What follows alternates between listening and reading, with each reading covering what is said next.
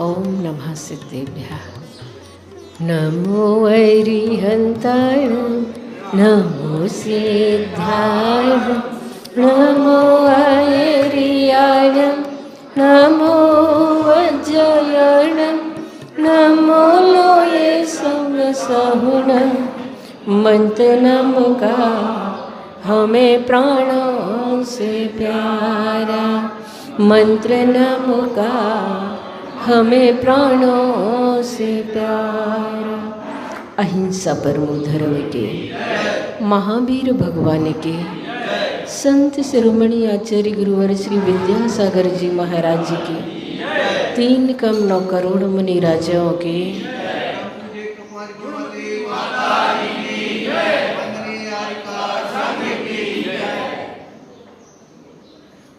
हम अपने जीवन को व्यवस्थित करने के लिए अपनी खोटी आदतों को छोड़ें, जो आदतें हमें विनाश की ओर ले जाती हैं, जो आदतें हमें दरिद्रता के दर्शन कराती हैं। ऐसी खोटी आदतों में कल हमने जुआ व्यसन के बारे में समझा था, और वास्तव में आज की वर्तमान स्थिति को देखकर संतों के हृदय में भी खेद उत्पन्न होता है। उन्हें वेदना होती है जब जुआ जैसे पाप के लिए भी सरकार की तरफ से खुली छूट मिल जाती है, कानून की तरफ से ऐसे अपराध के लिए जहाँ शरण मिल जाती हो, ऐसा पहले कभी सुना नहीं गया था। जुआ जैसा व्यसन जिसके लिए कानून की तरफ से मान्यता प्राप्त हो जाए, लॉटरी भी जुआ के अंतर आती है, और शेयर मार्केट जैसे जो काम चलते हैं वो भी जुआ के अंतर्गत ही आते हैं।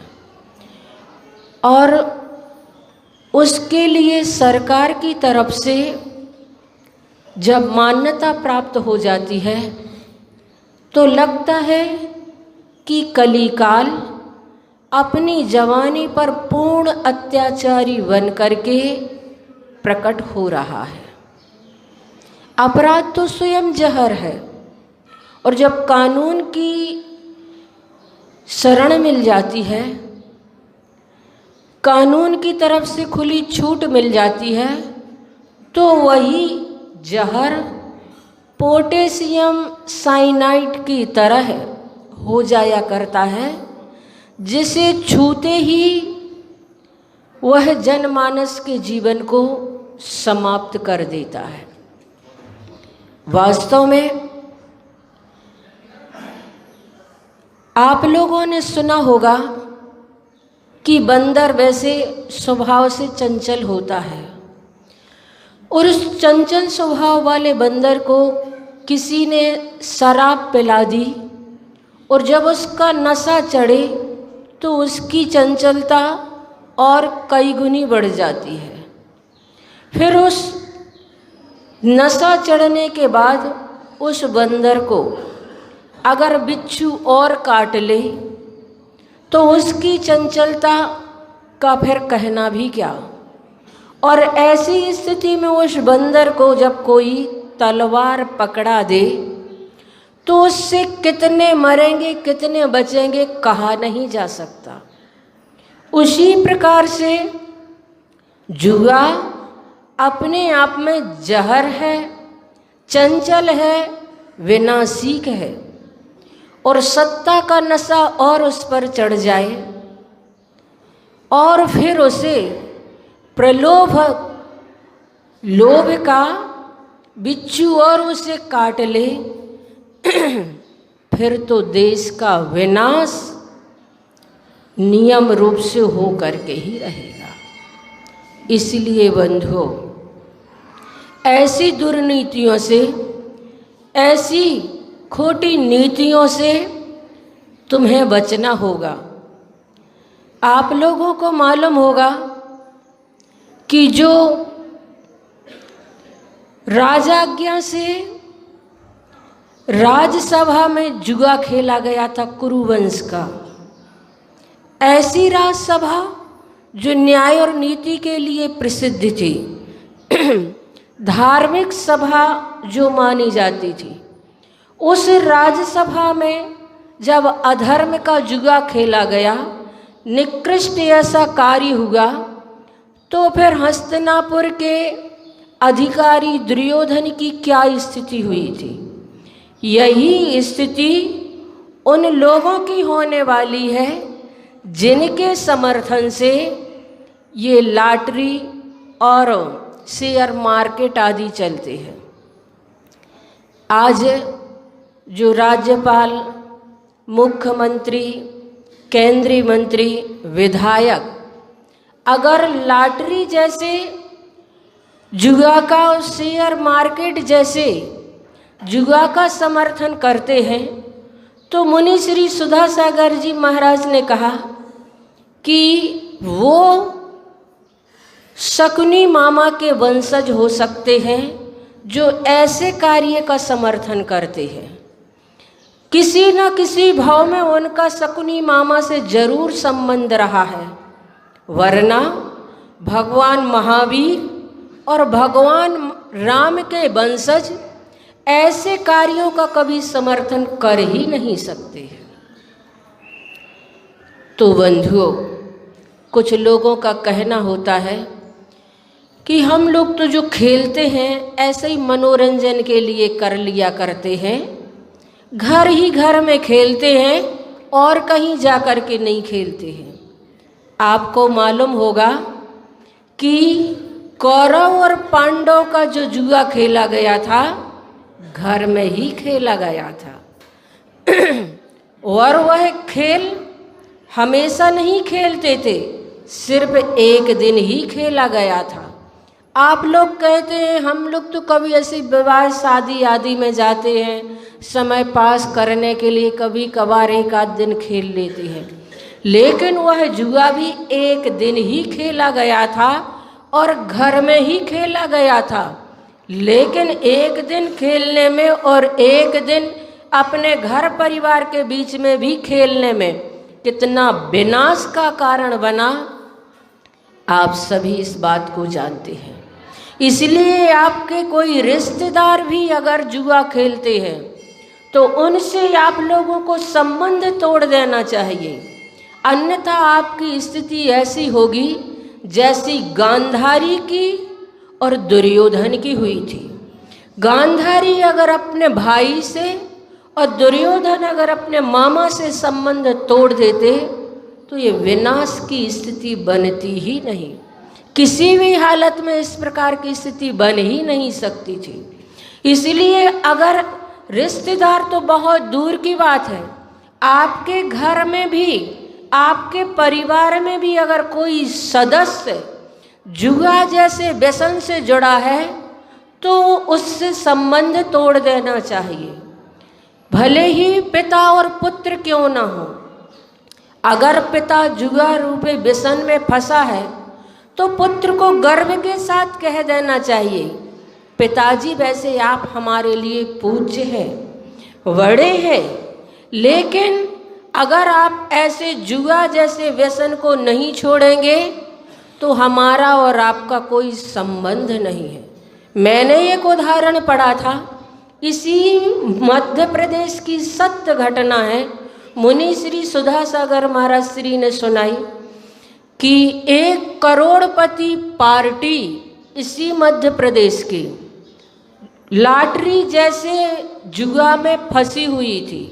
घर का जो मुखिया था प्रतिदिन लाखों की लॉटरी की टिकट खरीदता था, 2 नंबर का टिकट खरीदता था।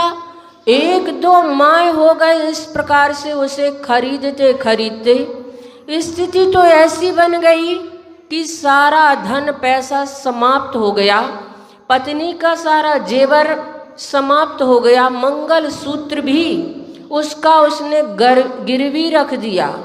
और जब घर में खाने के लाले पड़ गए तो वह परिवार मिलकर के मुनि श्री सुधासागर महाराज श्री के पास पहुंचा और वह कहने लगा, महाराज श्री, हमारी स्थिति ऐसी है कि अब हमारे लिए खाने को भी नहीं है, आप समाज से किसी से कह करके हमारी व्यवस्था करा दीजिए।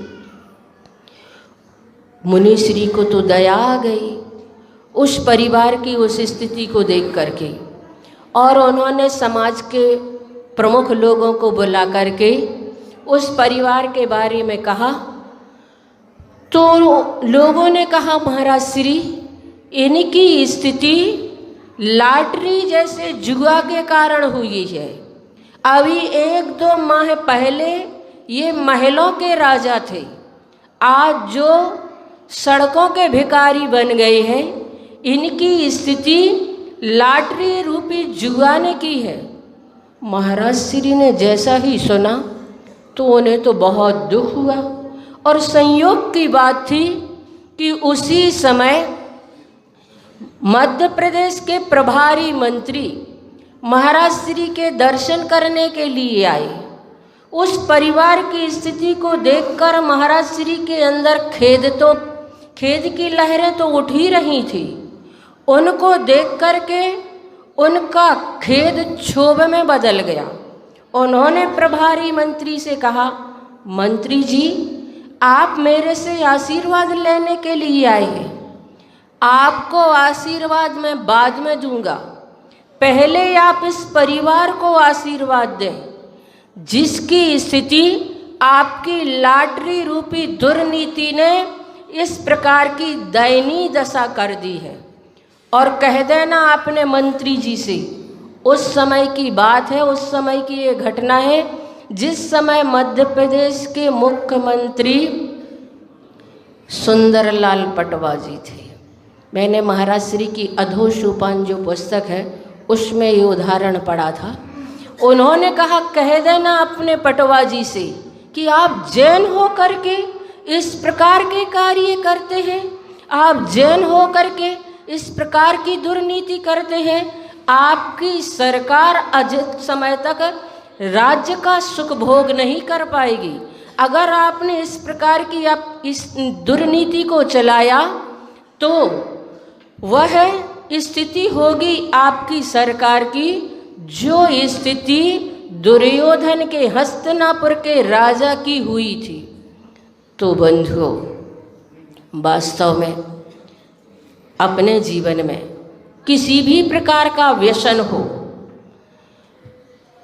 वह व्यसन हमारे जीवन को बर्बाद करने वाला ही हुआ करता है। इसलिए हमारे आचार्यों ने अर्थ पुरुषार्थ की बात कही है, और अर्थ पुरुषार्थ करके ही हमें अपने जीवन में उसका प्रयोग करना चाहिए। और कहा है कि खून पसीने की मिलेगी तो खाएंगे, नहीं तो यारो हम भूखे ही सो जाएंगे। ये 2 पंक्तियाँ आपको अपने घर में अपनी दीवार पर लिख देनी चाहिए, और उन 2 पंक्तियों को देख करके अपनी आर्थिक नीति को न्याय नीति से चला करके अपने जीवन में उस धन का उपार्जन करना चाहिए। समय तो हो रहा है, आज रविवार है, आचार्य श्री की हमें पूजन भी करना है। इसीलिए पहले 9 बार हम बड़े बाबा का जाप करेंगे।